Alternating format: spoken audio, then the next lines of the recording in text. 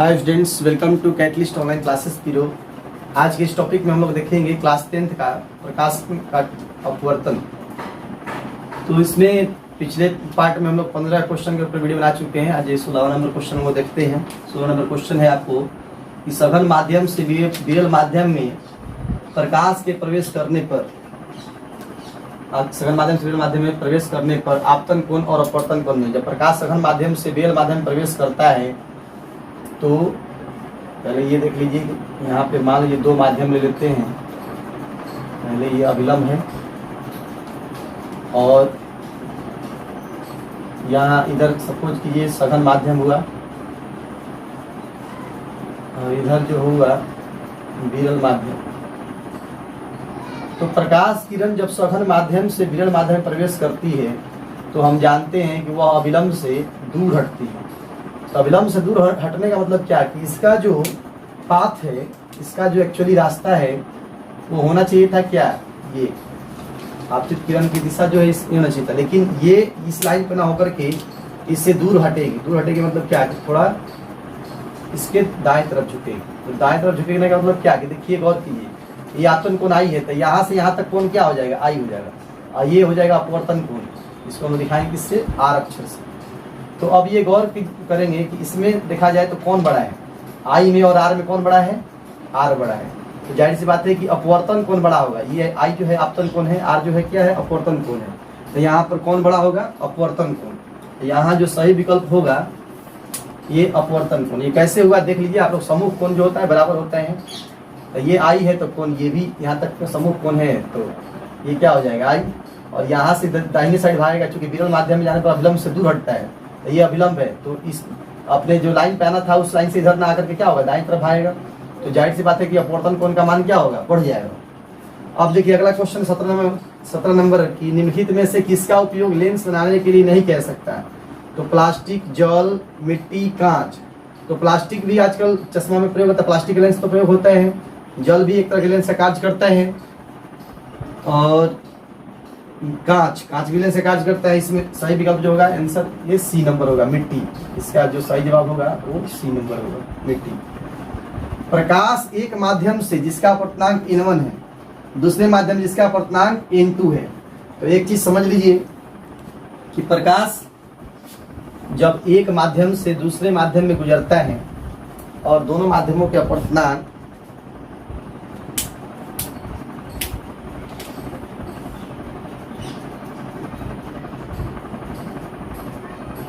प्रकाश एक माध्यम से दूसरे माध्यम में प्रवेश करता है। सपोज कीजिए इस माध्यम का अपवर्तनांक n1 है और इस माध्यम का अपवर्तनांक जो है n2 है। तो दो माध्यमों के अपवर्तनांक के अनुपात को हम लोग कहते हैं अपेक्षिक अपवर्तनांक। जैसे हम यहाँ लिखे n21, तो n21 मतलब हुआ क्या कि माध्यम दो का अपवर्तनांक, n21 मतलब माध्यम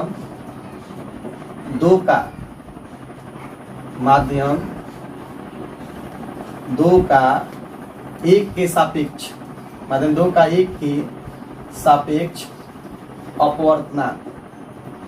तो माध्यम दो का एक के सापेक्ष अपवर्तनांक का मतलब हुआ कि माध्यम दो का एक के सापेक्ष अपवर्तनांक मतलब क्या कि n2 बटा में n1, तो n2 बटा में n1, और इसका जो मान होता है इसको बोलते हैं अपेक्षिक अपवर्तनांक बोलते हैं। और इसका जो मान होता है वो साइन आई बटा में साइन आर के बराबर होता है, यानी साइन आई बटा में साइन आर बराबर होता है n2 बटा में n1। तो यहाँ पर जो सही जवाब होगा वो होगा आपको ये डी नंबर। इसका सही जवाब जो होगा डी नंबर होगा, क्योंकि इसी को थोड़ा सा मॉडिफाइड कर देंगे ऐसे। तो n1 इधर भागे में तो इधर गुना में हो जाएगा, तो n1 इंटू साइन आई बराबर n2 इंटू साइन आर। इसे स्नेल के नियम का सममित रूप कहा जाता है। यह जो फॉर्मूला है इसे क्या कहा जाता है, स्नेल के नियम का सममित रूप, symmetric form of Snell's law. Snell के नियम का सममित रूप कहा जाता है इसे। ऐसे स्नेल का नियम जो होता है साइन आई बटा में साइन आर बराबर क्या होता है, n या म्यू। ठीक है, तो इसमें ये ध्यान रखेंगे कि साइन आई बटा में साइन आर का जो फॉर्मूला होगा n2 बटा में n1 अपेक्षिक अपवर्तनांक के बराबर होगा। तो इसमें ध्यान रखेंगे n2 बटा n1 का मतलब होता है माध्यम दू का 1 के सापेक्ष अपवर्तनांक। अब देखिए कह रहा है कि यदि हवा के सापेक्ष कांच का अपवर्तनांक दिया हुआ कितना 1.5, कांच का जो अपवर्तनांक दिया हुआ है हवा के सापेक्ष कांच का अपवर्तनांक 1.5, तो कह रहा है कांच के सापेक्ष हवा का अपवर्तनांक, तो कांच की सापेक्ष हवा का अपवर्तनांक पूछ रहा है। तो कांच के सापेक्ष हवा का अपवर्तनांक मतलब हवा का अपवर्तनांक क्या होगा, ऊपर होगा। हवा का अपवर्तनांक जिसका निकालना अपवर्तनांक ऊपर और जिसके सापेक्ष कह रहा है वो नीचे। तो किसके सापेक्ष कर रहा है, कांच के सापेक्ष। तो कांच का अपवर्तनांक नीचे, तो कांच का अपवर्तनांक, तो हवा का अपवर्तनांक कितना होता है, 1 होता है हवा का अपवर्तनांक। और कांच का ये कितना दिया हुआ है 1.5, हवा का अपवर्तनांक 1 याद रखना होगा हमको। इसका सही जवाब जो होगा आंसर कौन सा हो जाएगा, डी नंबर। इसका जो सही जवाब होगा वो डी, 1 बटा में 1.5, इसका सही आंसर होगा डी नंबर। अब देखिए अगला क्वेश्चन है, यहाँ पे लेंस सूत्र को लिखें। तो लेंस सूत्र जो होता है वो क्या होते हैं, 1/v माइनस 1/u बराबर 1/f। सरल सूक्ष्मदर्शी में किस लेंस का प्रयोग होता है, तो सरल सूक्ष्मदर्शी में उत्तल लेंस का प्रयोग होता है। सरल सूक्ष्मदर्शी में उत्तल लेंस का प्रयोग होता है, क्योंकि यह वस्तु का क्या करती है, बड़ा प्रतिबिंब बनाता है। एक उत्तल लेंस से 30 सेंटीमीटर की दूरी पर वस्तु रखी गई है। तो वस्तु जो रखी जाती है उत्तल लेंस में क्या होगी, लेंस के बाईं ओर रखी जाती है। यहाँ u का मान जो होगा -30 सेंटीमीटर होगा। और क्या बोल रहा है, उतनी दूरी पर वास्तविक प्रतिबिंब प्राप्त होता है। तो प्रतिबिंब तो इसमें दाहिने साइड प्राप्त होगा। अवास्तविक वस्तु मान लीजिए ये वस्तु हुआ और ये क्या होगा, प्रतिबिंब हुआ। तो यहाँ प्रतिबिंब तो दाएं तरफ बनता है लेंस में, तो यहाँ v का मान क्या हो जाएगा +30। तो निकालना क्या है आपको, फोकस दूरी, f का मान 8। तो यहाँ सूत्र लगा देते हैं, लेंस सूत्र लगाएंगे 1/f बराबर 1/v माइनस 1/u। इस फॉर्मूला से देखा जाए तो 1/f बराबर क्या होगा, 1/v यानी 1/30 माइनस 1/30। तो यहाँ पे देखिए क्या हो जाएगा, 1/f बराबर आपको हो जाएगा 1/30, माइनस माइनस में क्या हो जाएगा प्लस, यानी यहाँ से हो जाएगा या 1/f बराबर 30 किलो, तो कितना हो जाएगा 30 भाग तो 1 आएगा, 1 से कितना था 1 प्लस 1, यानी f 1/f बराबर 2/30 या f 1/f मतलब क्या कि f/1 बराबर 30/2। तो 2 से कट जाएगा कितना बार में, 15 बार में, यानी f का जो मान आएगा वो 15 सेंटीमीटर आएगा। इसका सही जवाब जो होगा क्या होगा, फोकस दूरी इसकी 15 सेंटीमीटर होगी। अगला क्वेश्चन है, लेंस में कौन सा बिंदु मुख्य फोकस से कार्य करते हैं, कौन सा फोकस बिंदु लेंस में यहाँ पे होना चाहिए, फोकस बिंदु। फोकस छूट गया है, यहाँ क्वेश्चन में होगा फोकस बिंदु, क्योंकि लेंस में 2 फोकस बिंदु होते हैं, f1 और f2। तो आपको कौन सा फोकस बिंदु, तो लेंस का द्वितीय फोकस बिंदु जो होता है वो मेन फोकस से काम करता है। इसका सही जवाब जो होगा द्वितीय फोकस बिंदु। द्वितीय फोकस, लेंस का द्वितीय फोकस ही मेन फोकस होता है। तो द्वितीय फोकस बिंदु ही मेन फोकस बिंदु होते हैं। तो यहाँ पे 2f2 भी इसको लिख सकते हैं। किसी बिंब का वास्तविक तथा समान आकार का प्रतिबिंब यदि प्राप्त करना है तो उत्तल लेंस के सामने वस्तु कहाँ रखना चाहिए, तो उत्तल लेंस के सामने यदि वस्तु 2f1 पर रखा जाए, उत्तल लेंस के सामने 2f1 पर, ठीक है। इसका जवाब जो होगा 2f1, ठीक है। 2f1 पर यदि वस्तु रखा जाएगा, कैसे था और आपको याद रखिएगा कि प्रॉपर्टी जो होता है उत्तल लेंस जो होता है अवतल दर्पण की तरह कार्य करता है, और अवतल लेंस जो होता है उत्तल दर्पण की तरह कार्य करता है। जैसे क्वेश्चन आपको दे देगा कि कौन सा दर्पण केवल और केवल काल्पनिक प्रतिबिंब बनाता है, तो उत्तल दर्पण। यहाँ लेंस में भी क्वेश्चन पूछ देगा कि कौन सा लेंस केवल काल्पनिक प्रतिबिंब बनाता है, तो यहाँ पर हो जाएगा अवतल लेंस। सीधे याद रखना, जैसे देखिए यहाँ क्वेश्चन पूछा है किस लेंस द्वारा केवल काल्पनिक प्रतिबिंब बनता है, तो कौन सा लेंस होगा, अवतल लेंस। और अगर यहाँ पे दर्पण होता है, किस दर्पण द्वारा केवल काल्पनिक प्रतिबिंब बनता है, तो उत्तल दर्पण होता है। लेंस पूछेगा तो अवतल लेंस, यानी कहने मतलब क्या कि लेंस और दर्पण में उल्टा संबंध है। जो वहां पे अवतल दर्पण है यहाँ पे उत्तल लेंस की तरह व्यवहार करेगा, और जो दर्पण था उत्तल वो अवतल लेंस की तरह व्यवहार करेगा। तो यहाँ प्रतिबिंब वाला स्थिति में समझ लीजिए कि प्रतिबिंब समान आकार का कब बनता था, जब वस्तु अवतल दर्पण के सामने वक्ता केंद्र पर होता था तब। तो वक्ता केंद्र मतलब क्या है कि 2f पर। तो यहाँ पे किसी बिंब का वास्तविक समान आकार के प्रतिबिंब प्राप्त करने के लिए बिंब को उत्तल लेंस के सामने कहाँ रखा जाना चाहिए, तो 2f1 पर रखा जाना चाहिए। तो 2f1 पर रखा जाएगा ना, यदि वस्तु इधर 2f1, मान लीजिए यहाँ पे 2f1 हो गया, तो 2f1 पर रखा जाएगा तो ये प्रतिबिंब इधर बन जाएगा, 2f2 पर बनेगा प्रतिबिंब। तो जितना बड़ा वस्तु होगा उतना ही बड़ा क्या बनेगा, प्रतिबिंब उसका बनेगा। तो इस तरह से ध्यान रखना है। यदि अगला क्वेश्चन कह रहा है कि यदि उत्तल लेंस के सामने वस्तु 2f1 पर रखी हो, तो 2f1 पर रखी होगी वस्तु, तो उसका प्रतिबिंब कहाँ बनेगा, तो अभी बताया आपको कि 2f1 पर रखा जाए तो कहाँ प्रतिबिंब बनेगा, 2f2 पर, द्वितीय फोकस से दुगनी दूरी पर, माने यहाँ पर बन जाएगा 2f2 पर।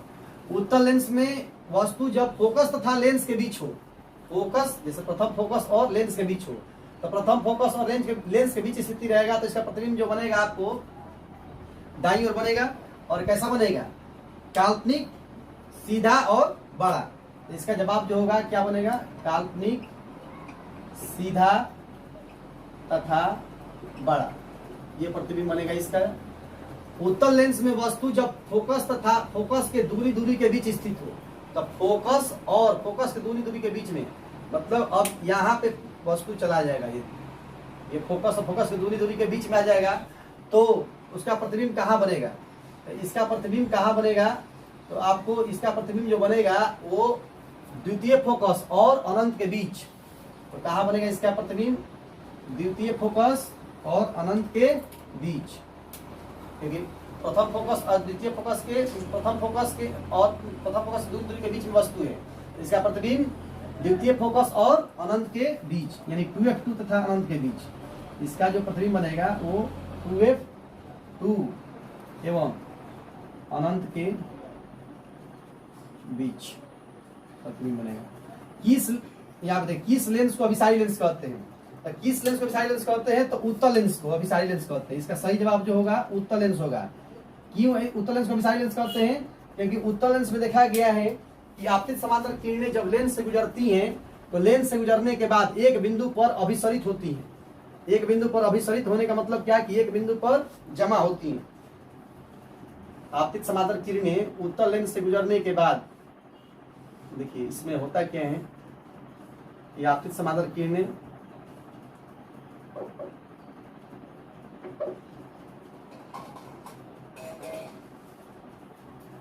देखिए एक बिंदु पर, ये उत्तल लेंस का सिचुएशन है, एक बिंदु पर यानी फोकस बिंदु पर अभिसरित होती है। इस घटना को क्या कहते हैं हम लोग, अभिसरण।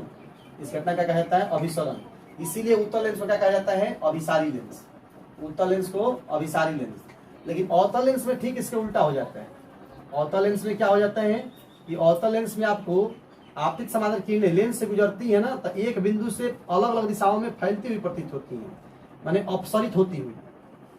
एक बिंदु से अलग अलग दिशाओं में अपसरित होती हुई प्रतीत होती है। अपसरित का मतलब एक बिंदु से फैलता हुआ। देखिए इसको पीछे करके दिखाएंगे, ये वास्तव में एक बिंदु से अलग अलग होता हुआ प्रतीत होता है। देखिए एक बिंदु फोकस बिंदु से अलग अलग दिशाओं में फैल हो रहा है, अलग अलग हो रहा है, फैल रहा है। इसको बोलते हैं, इस घटना को बोलते हैं अपसरण। इसलिए अवतल लेंस को क्या कहते हैं हम लोग, अपसारी लेंस। इसको क्या कहते हैं हम लोग, अवतल लेंस को अपसारी लेंस।